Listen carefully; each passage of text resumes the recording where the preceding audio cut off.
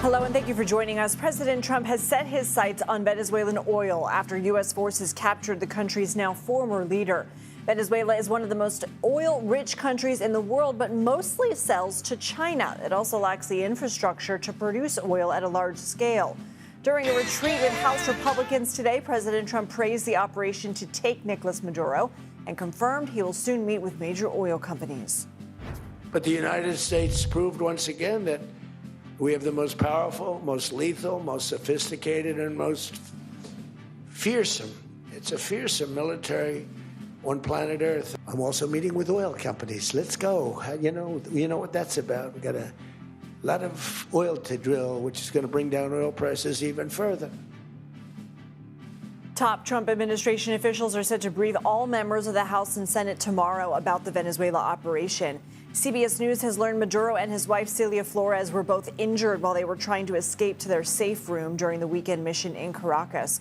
According to a senior military official and a source familiar with yesterday's briefing to the Gang of Eight, U.S. forces threw flashbangs into the area where the two were hiding. In court yesterday, Flores had visible bruising and bandages on her head.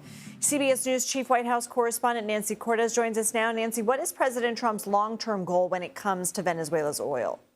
He wants to open up access to U.S. companies. He says that it's going to be a boon for the Venezuelan people, certainly for the U.S. oil industry, but also he argues it will bring oil prices down eventually, which means cheaper energy for the American public. The challenge is that all of this is a long way off. Industry experts say that it will cost billions of dollars to actually be in a position to gain access to Venezuela's oil reserves at a time when oil prices are already low. And that is part of the reason that the oil industry is kind of treading cautiously here.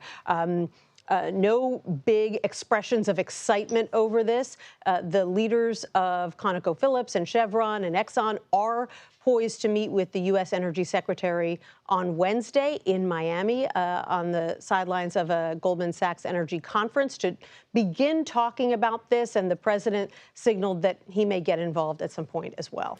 The White House is also discussing options to acquire Greenland. What are you hearing? Yes, we actually confirmed with the White House Press Secretary Caroline Leavitt today that the White House is looking at a range of options to gain access to Greenland and acquire it. And these options, she says, range from buying it outright from Denmark, which has indicated that Greenland is not for sale many times, and possibly creating some kind of compact with Greenland. She said the use of force is not being ruled out.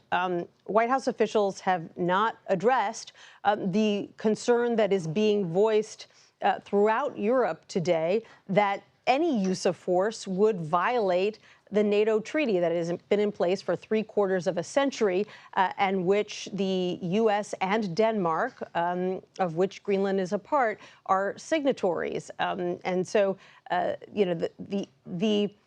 the plans that the U.S. has here, how quickly the president wants to attempt all of this and how, a lot of that is still unclear tonight. Nancy Cortez, thank you. You're welcome.